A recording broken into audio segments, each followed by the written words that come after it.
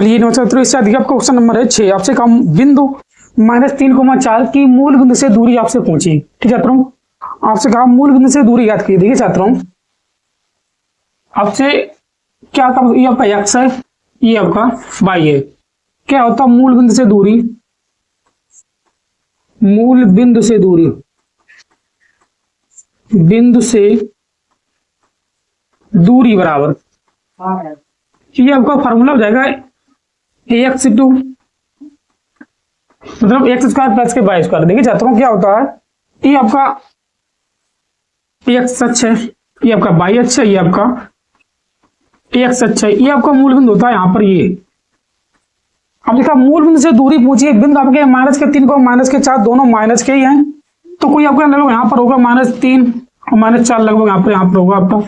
ये पूछा कि ये जो बिंदु है इसकी मूल बिंदु से दूरी कितनी है, ये पूछिए आपसे। ठीक छात्रों, तब क्या होता है दूरी बराबर, देखिए छात्रों मूल बिंदु से दूरी बराबर √ एक्स का वर्ग मतलब -3 का वर्ग प्लस वाई का मतलब -4 का वर्ग। 3 का वर्ग 9 होता है और -4 का भी आपका 16, 16 9 आपके 25, ये आपका जो वर्ग है 25 5 का वर्ग है, इसलिए लिखिए 5 का वर्ग।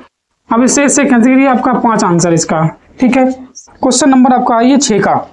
क्वेश्चन नंबर 7 में आपसे कहा, देखिए छात्रों क्वेश्चन नंबर 7 आपसे कहा है कि कोट ए बराबर 3/4, कोट ए, छात्रों कोट ए बराबर 3/4, तो आपसे मान पूछा सेक ए का, तो सेक ए का मान ज्ञात कीजिए। देखिए छात्रों, इसे आप इस हिसाब से करिए, आपको मालूम है cot A C, cot A आपको होता है आधार बटे लंब, मतलब 3 ये है आपका, 4 ये होगा। ठीक है, अब आपसे कर्ड पूछा पहले, तो पहले आप कर्ड निकालिए। पाइथागोरस प्रमेय क्या होता है आपको मालूम है, त्रिभुज एबीसी में AC बराबर √ AB का वर्ग प्लस BC का वर्ग। AB आपकी 3 है, 3 का वर्ग प्लस 4 का वर्ग। दिए जाता हूँ 3 का वर्ग 9 और 4 का 16 है, ये भी आपका 25 होगा, 25 आपका 5 का वर्ग है, ये आपका 5 हो गया। ठीक है, अब आपसे कहा कि सेके क्या होता है, छात्रों सेके आपका होता है आधार कर्ड बटे, ये कोस का उल्टा, कर्ड बटे आधार। सेके आपको जाएगा सेके बराबर कर्ड बटे आधार मतलब 5/3, ये आपका इसका आंसर है। ठीक है, क्वेश्चन नंबर आपका ये। ठीक है, देखिए क्वेश्चन नंबर इससे आगे देखिए, आपका क्वेश्चन नंबर आपका है 8। ठीक है, 8 में आपसे कहा, देखिए चाहता हूँ 8, क्वेश्चन नंबर 8 आपसे कहा tan अल्फा बराबर sin अल्फा, tan अल्फा बराबर sin अल्फा,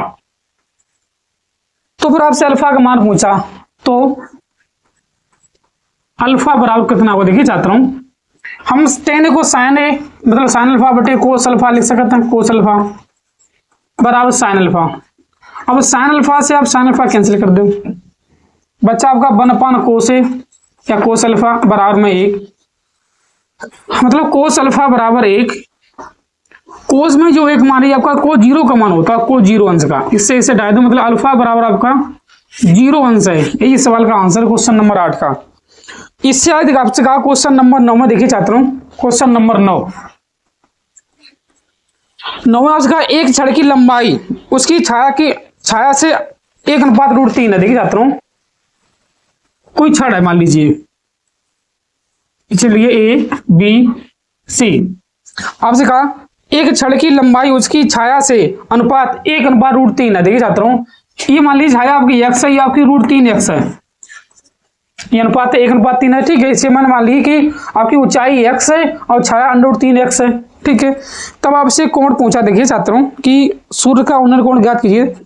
आप लिखिए त्रिभुज ABC में आपको मालूम है कि ये आप कोण लेके चल रहे हैं। ठीक है, ये आपकी लंबाई, ये आपकी आधार है, क्या होता है tan थीटा बराबर लंब बटे आधार होता है, मतलब BC बटे में AB, tan थीटा बराबर BC आपकी x है, ये आपकी √3x है। अब x से कैंसिल करिए, बच्चा आपका tan थीटा बराबर 1/√3, ये आपका tan 30 का मान होता है। लिखिए tan थीटा बराबर tan 30, इससे कैंसिल करिए, थीटा बराबर 30 अंश है, ये आपका इसका आंसर है क्वेश्चन नंबर 9 का। ठीक है, इससे क्वेश्चन नंबर 10 में आपसे कहा कि एक वृत्त के व्यास के सिरों पर खींची गई समांतर रेखाओं की संख्या हो सकती है। देखिए छात्रों, ये आपका कोई वृत्त है, 10 क्वेश्चन नंबर ये आपका ये कोई वृत्त है, ठीक है। अब कहा कि वृत्त के व्यास के सिरों पर, ये कोई आपकी वृत्त माली, ये वृत्त को व्यास है, पहली बात तो ये आपका वृत्त का व्यास है, ताकि इसके समांतर खींची गई रेखाओं, मतलब स्पर्श रेखा की संख्या हो सकती है। क्या तो आप ये खींच सकते हो, एक ये और एक ये, इसके समांतर खाली आप 2 स्पर्श रेखाएं खींच सकते हो। क्वेश्चन नंबर आपका 10 का आंसर सही है आपका ये सी वाला, ठीक है, 10 का सही है आपका सी। अब 2 समांतर रेखाएं खींच सकते हो। अब इस साइड देखिए छात्रों, क्वेश्चन नंबर आपका है 11 में आपसे क्या 12 सेंटीमीटर त्रिज्या वाले वृत्त के 60 अंश कोण वाले त्रिज्यखंड का क्षेत्रफल ज्ञात कीजिए। देखिए छात्रों, पहले आप इसे नोट करिए, पहले इससे आप नोट करिए।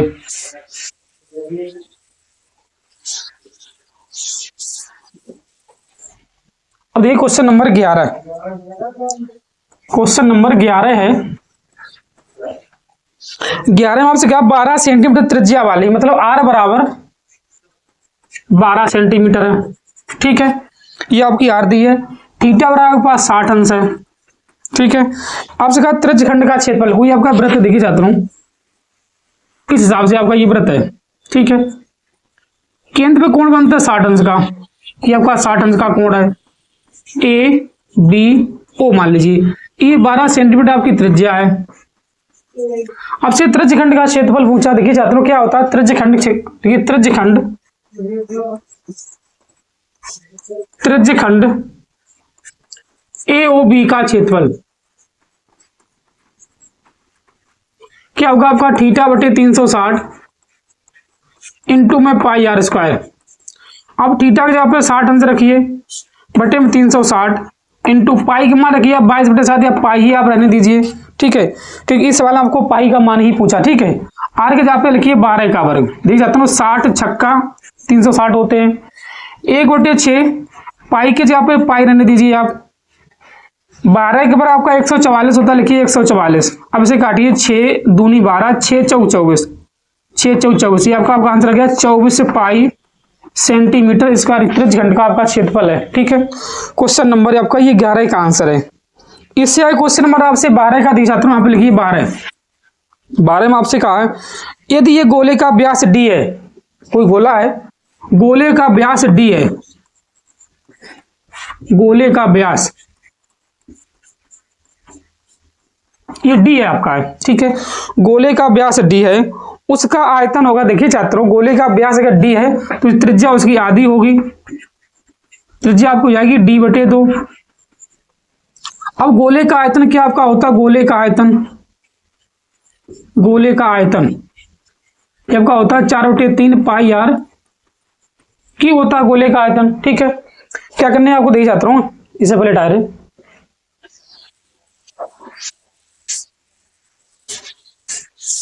गोले का आयतन आपका होता है, गोले का आयतन